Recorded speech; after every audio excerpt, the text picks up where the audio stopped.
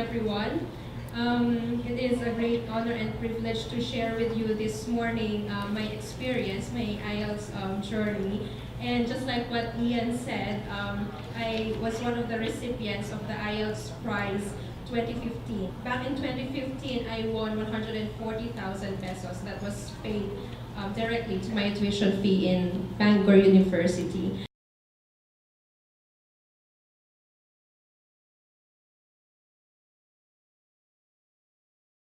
Starting December of 2014, I submitted my applications to different universities who were offering the degree that I wanted to pursue. So that's translation studies.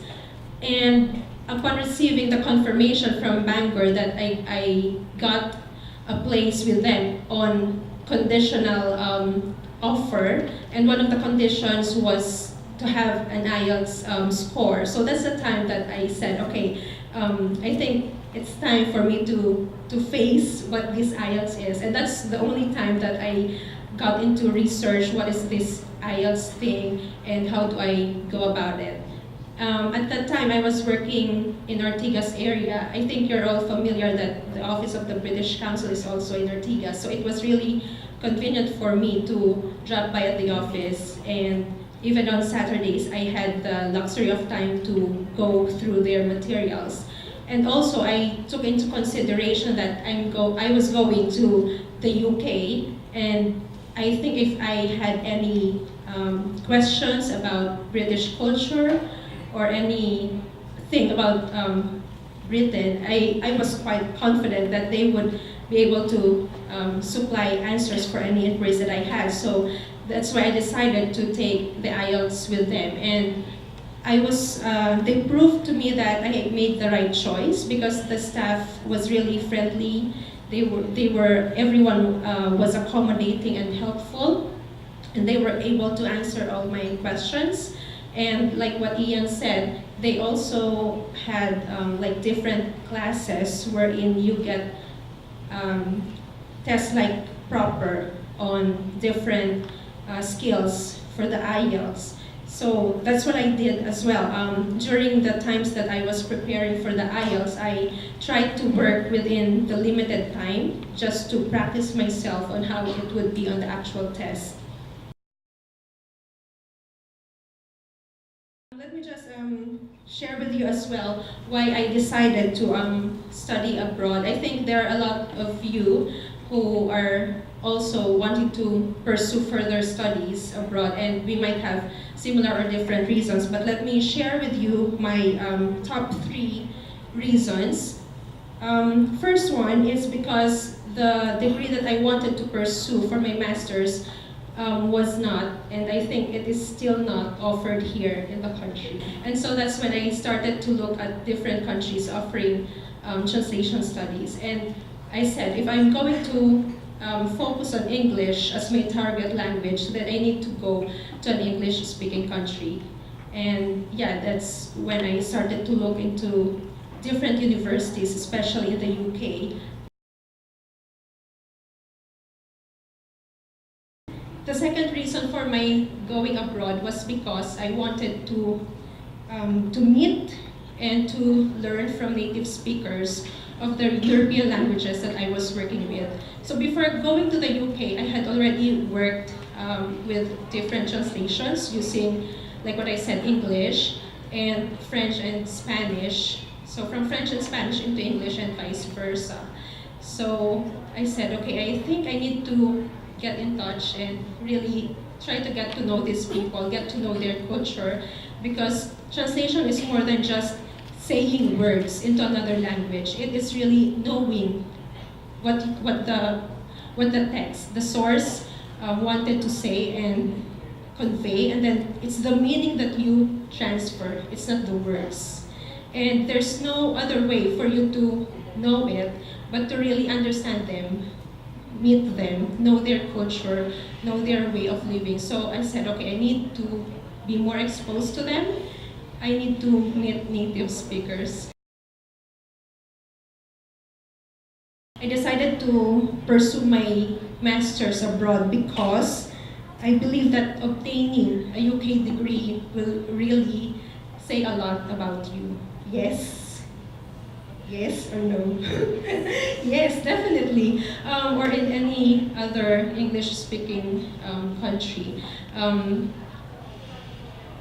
I believe if, just in case in the future I decide to pursue further studies, for example, PhD in translation, or maybe another discipline in master's, having a UK degree would already say a lot about me, how industrious I am as a student, especially that I graduated with Merit Award from a UK university. I believe it's a good achievement and an investment as well for any further plans you might have in the future.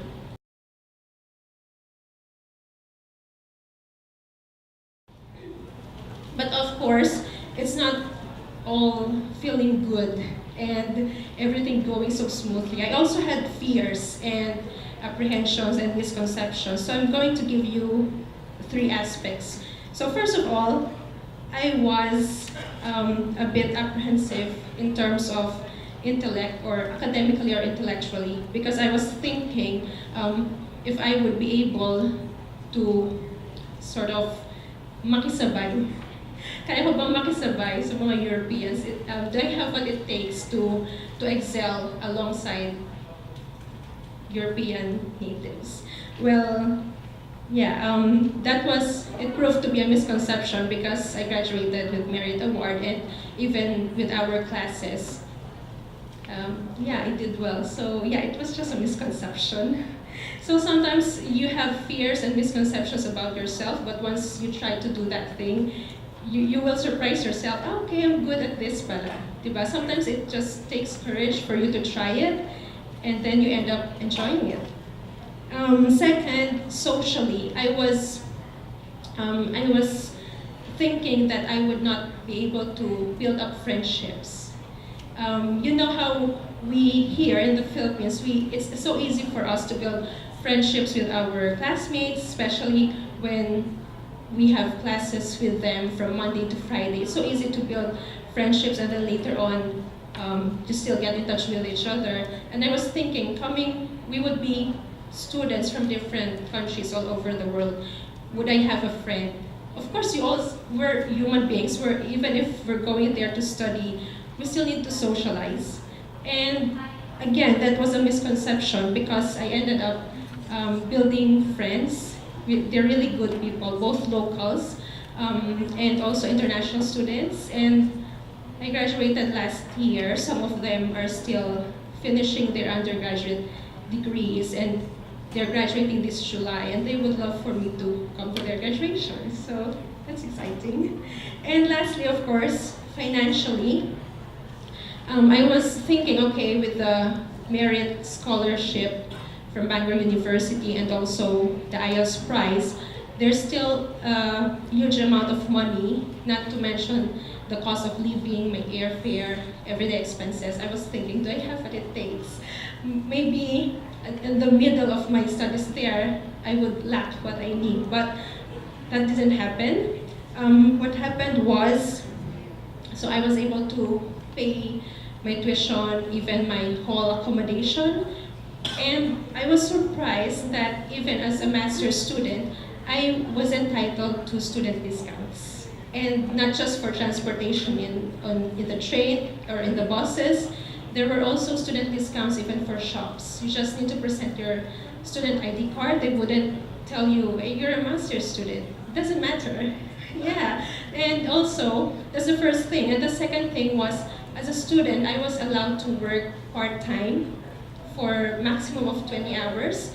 And employers, especially cafes, small-time cafes, or even shops, they're not discriminatory of students. They understand that you're a student, you want to help yourself financially. If you have the skills, they will hire you.